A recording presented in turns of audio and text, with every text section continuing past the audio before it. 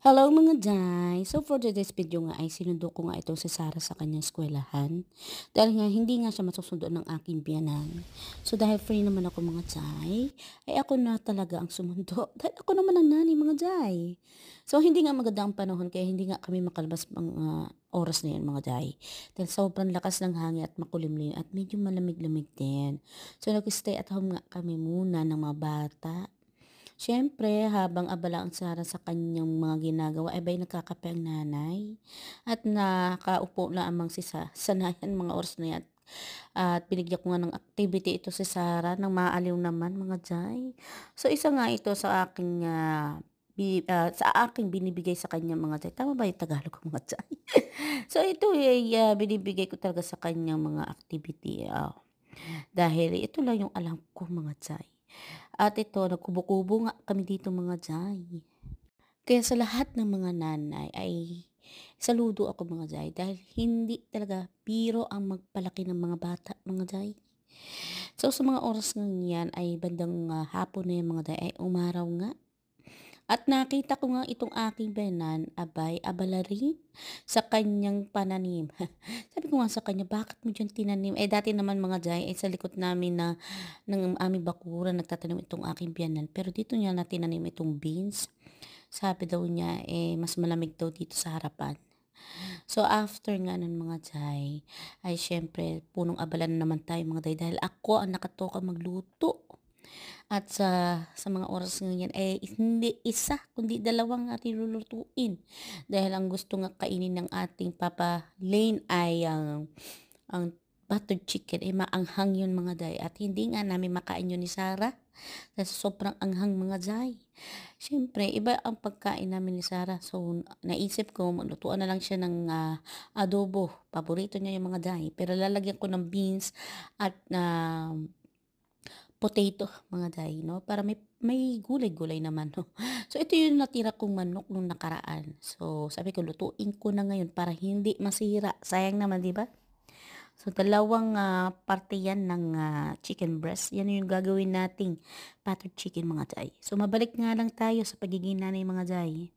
So, dito mga Day,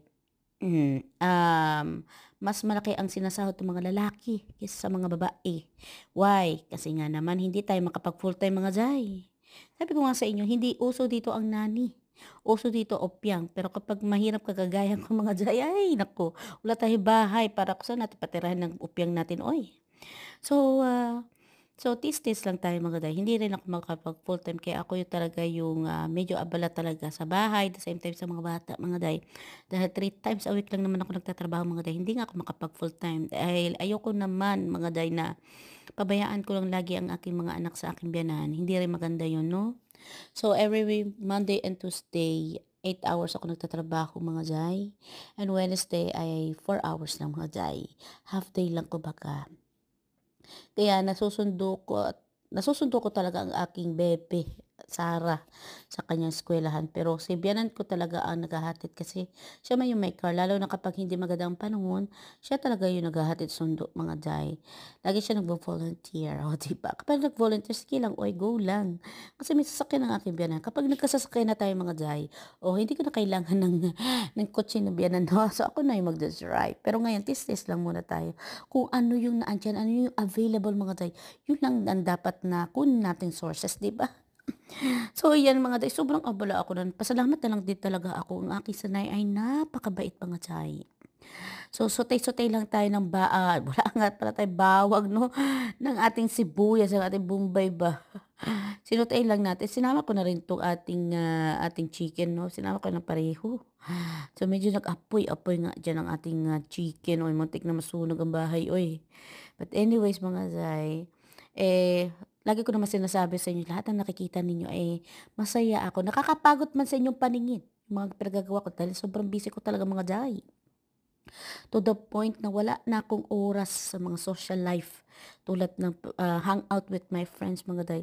Kasi para sa akin, i-stay at home ko na lang, ipahinga ko na lang yung mga bagay na yun kesa sa hang out pa ako sa kung kani-kanino mga kaibigan ko 'no, kasi sila man ay walang anak, ako may anak man ako mga day. So, okey lang sa kanila, sa akin man, saan ako magpunta buntot man 'tong dalawa dahil hindi naman 'to nasama sa ama, oh, 'di ba? Swerte ng ama. May tanim nga pala kami diyan laurel mga day, kung sa atin binibili pa dito, sa bakuran lang namin mga day. So, siyempre abala na naman tayong mga day, ganyan talaga ang buhay. Kailangan talaga natin i-balance 'no, hindi natin talaga pabayaan. Pero isang bagay ang napabayaan ko yung sarili ko mga Zay. As you can see medyo nananaba ako mga Zay, parang wala na akong pakialam sa sarili ko ba. Pero parang na-realize ko habang pinapanood ko yung sarili ko sa video mga Zay, kailangan ko pala mag-diet. Mag-diet na mga day kasi sobrang laki na natin. Uy, sobrang lumalaki na ba tayo? Dati 50 kilos lang ako, sabi na eh. Ngayon ay 61 day. O 61, saan ka pa? So hindi na magkasya yung mga pantalon ko mga day. Kailangan ko talagang lagyan ng garter ba para lang magkasya. So, at nakalegis lagi ako madalas kasi nga wala nga magkasyang pantalon mga day. Wala naman tayong magawa.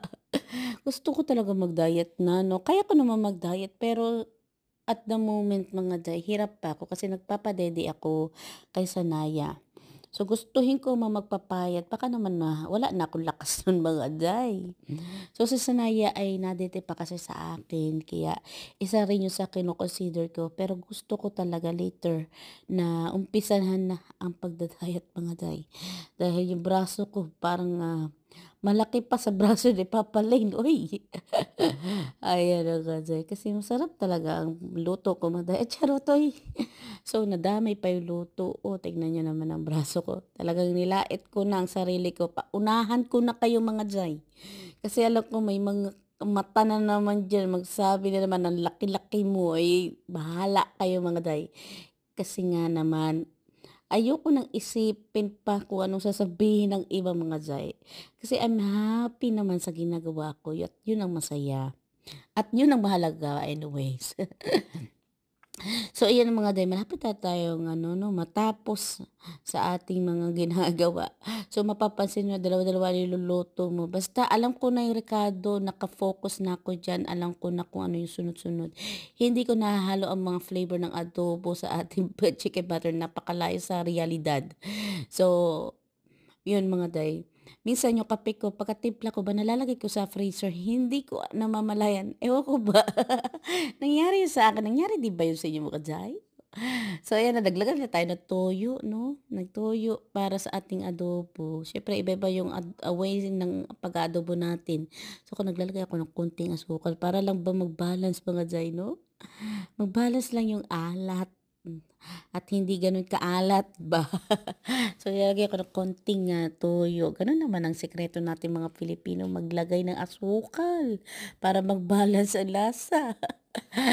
So ayan mga day, ito yung ating chicken butter, iba nga yung kulay ng chicken butter nila day, kasi everytime na nabili ako ng flavor na ba, no ready na, ready to use na ba.